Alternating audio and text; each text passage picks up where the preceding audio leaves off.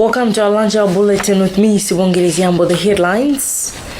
Parliamentary Committee on Agriculture begins probe into challenges dodging implementation of affordable imports. Norman Chisale's security aide to former President Peter Mutharika is back in court for the case on his education. Body of veteran photojournalist James Chakwera to be laid to rest tomorrow in his own village in Chikwawa. And across the borders, Uganda President Yoweri Museveni warns opposition against misleading youths into violence. Now the news in detail. The Parliamentary Committee on Agriculture is investigating challenges dodging implementation of this year's affordable import program. Committee Chairperson Samir Suleiman says his committee will visit all selling points in 8 districts to find out, for example, some contracted suppliers why they are unable to do their work. As of last Friday, less than half of the targeted 3.6 million individuals had accessed the subsidized farm imports. This report followed by Winston Kaimira. As the implementation of government's affordable inputs program continues facing challenges, government has admitted that capacity gaps among some local companies who were tasked to supply farm inputs have largely contributed to the current situation. Minister of Agriculture, Lobin Lowe, says apart from network connection challenges, a deliberate move to let a number of local companies supply fertilizer has led to delays in accessing the commodity in most parts of the country. He said, for instance, some of the companies have just accessed loans from banks to import fertilizer, which is frustrating. The minister indicated that such companies risk losing their contracts as the ministry plans to engage those that have performed well to fill existing gaps. Some suppliers have not yet gone to their designated marketplaces. As a result, some EPAs have no suppliers. So what my minister has done is to distribute a list of all those suppliers to the EPS, to the duty bearers, to track whoever was supposed to be where and when. The minister disclosed that selling points will now be operating from 4 a.m. to 7 p.m. so as to address the challenge of congestion. Meanwhile, a seed manufacturing company, Bear Malawi, through its manager Typhoid Chirwa, says it has provided 1,200 metric tons of maize seed to be sold under the program. This is Winston Kaimira for Zodiak in Lilongwe. Security to former President Peter Mutharika Norman Chisale is in court today for continuation of his fake certificate case. The state is today expected to start parading witnesses in the case in which Chisale is accused of using a forged certificate to secure employment at Malawi Defense Force some 26 years ago. He pleaded not guilty to the charge. At least 2 million children are expected to be reached this year with under-5 health services during the Child Health Day week in the country. On Monday, Minister of Health Kumbize Chiponda said this when she launched the week, where she said the ministry will this year focus on distribution of vitamin E, deworming medication, medicated mosquito nets, and vaccination in hard-to-reach areas.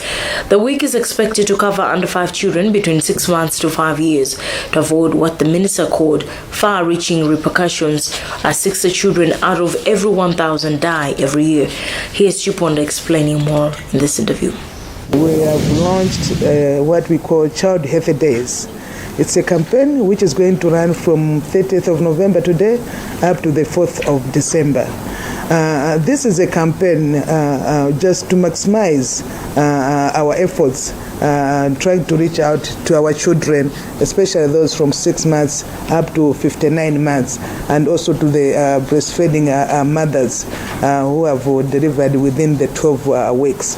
Our intention is that these programs, we run them throughout the year, but we give special focus just for a whole week, to maximize our efforts. So during this campaign, our targets is that we maximize on the immunization, especially the giving of vitamin A supplements, but we are also targeting deworming tablets, which we are going to give out to our children. And the campaign will also target the hard-to-reach areas, where our children they do not have easy access access to these facilities. So that is why we have launched this campaign. But also the other issue is giving out the insecticide treated nets, because malaria still remains number one killer of our children. We have malaria, we have diarrhea, we have also acute respiratory infections, which are really affecting our children. As of now, we still have about 60 or between 60 and 70 children dying in 1,000. So we are trying to improve that situation, because most of these conditions they can still be treated, or they can still be indeed prevented, especially malaria. If our children with the sleeping in it, we can prevent malaria. So that is why we have launched this week. But my appeal to the whole country, to all Malawi, is that Child Healthy Days, every day should be a Child Healthy Day. We should not just have a week as if after the week then we lose focus. But every day should be a Child Healthy Day. We need to look out to our children, because the children are the future for this country. Theft is said to be standing in the way of progress in the construction of irrigation waterway under the Shire Valley Transformation Program. Contractor, control company site manager Joao Costa says people are stealing bags of cement and made bars critical to making meaningful progress in the construction project.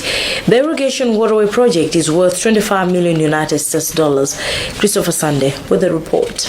Control site manager Joao Costa has told Zodiak that the theft of construction materials and COVID-19 pandemic have been the major problems blocking the progress of construction of the canal under Shire Valley Transformation Program.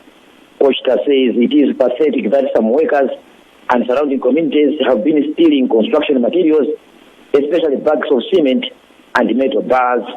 The site manager says his company is closely working with the police, engaging communities, and recruiting more security guards in order to curb the theft.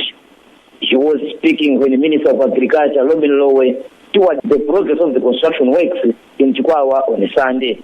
Lowe said the government is closely monitoring the performance indicators of the project to fit the investment of $235 million United States dollars, which is largely funded by the World Bank. Lowe said the government does not want to see the project become a white elephant. Once completed in 2024, the project will irrigate over 43,000 hectares in the upper parts of Kwagwanji and Sanje, targeting over 48,000 families. Reporting for Zodiak from Chikwawa, it is Christopher Sunday. You're watching News on Zodiak with more to come shortly. Stand by.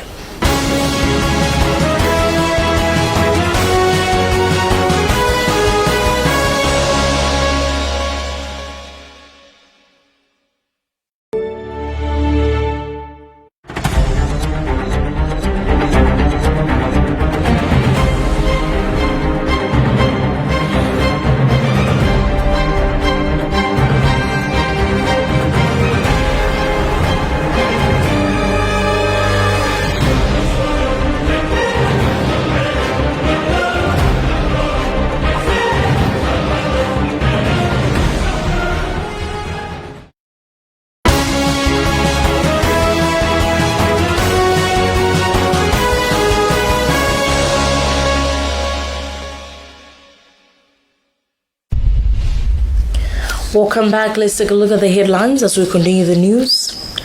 Parliamentary Committee on Agriculture begins probe into challenges dodging implementation of affordable imports.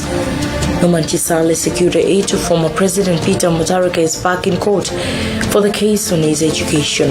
And Board of Veteran photojournalist James Chimpweya to be laid to rest tomorrow in his home village in Chikwawa.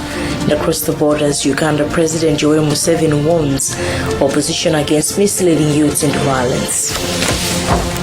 Some 10 youths have successfully raised 7.5 million kwacha of the targeted 7 million kwacha to support the country's tourism sector after walking from Blanta to Lilongwe in 10 days. Yangairo, who led the team of the workers, said the funds will be used to train tour guides in the country. This morning, Vice President Dr. Saulos Chilima joined the workers as they concluded the journey from Bunda Roundabout to Lilongwe Gateway Mall.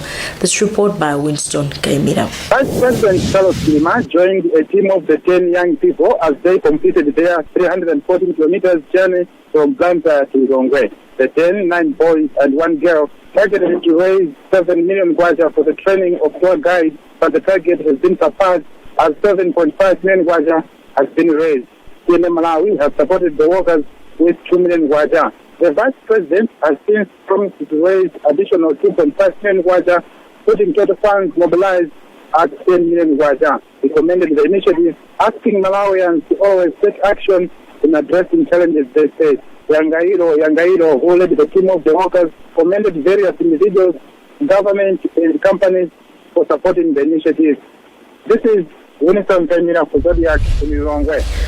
Chairperson of the Media Institute of Southern Africa, Ms. Malawi Teresa Ndanga, says the sudden death of veteran photojournalist James Chimpoya has come as a shock to the media fraternity in the country. Chimpoya died yesterday morning at Chikwawa District Hospital after collapsing while on official duty the day before. We are really saddened by the death of James Chimpoya. He was one dedicated, been in this field for quite some time, having worked with Times as well as The Nation. He was very skilled at what he did. He has told numerous or hundreds of stories through the pictures that he took. But more importantly, I think we'll also, apart from missing his work, we'll also miss his experience, the way he shared his experiences, his skills. He was always ready to teach the young ones or share his experience, share his knowledge, skill with the young ones who were joining the field. He was one selfless individual. He took really time off his busy schedule to also train those that were interested in the kind of journalism that he was doing, which was photojournalism. And that is why we him for his work and the way that he shared his knowledge and skill with all of us who were really interested to learn more from him. The body of late Chimpoya will be laid to rest tomorrow in Chikwawa, his home district. In other news, Uganda's President Yoweri Museveni has condemned protesters and warned opposition politicians who he said mislead the youths to get involved in violence. He was addressing the country on Sunday about whose real name is Robert Kyagulanyi. Police said 54 people died during the protests nearly 2 weeks ago. The president said that the idea that there will be riots if Mr. Kyagulanyi was arrested must never be repeated. The president claimed some political players had paid gangs that had declared parts of the capital Kampala and Governable attacking uniformed police officers on patrol.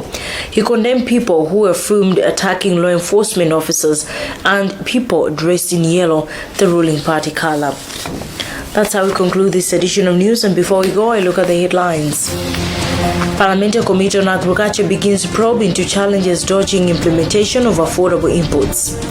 Norman Chisale security aide to former President Peter Mutharika is back in court for the case on his education.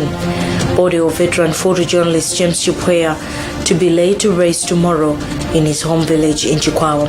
And across the borders, Uganda President Yoweri Museveni warns opposition against misleading youths into violence. Log on to our website, zodiacmalai.com, for more on these and other stories. Remember, washing hands with soap regularly helps stop further spread of COVID-19. Goodbye.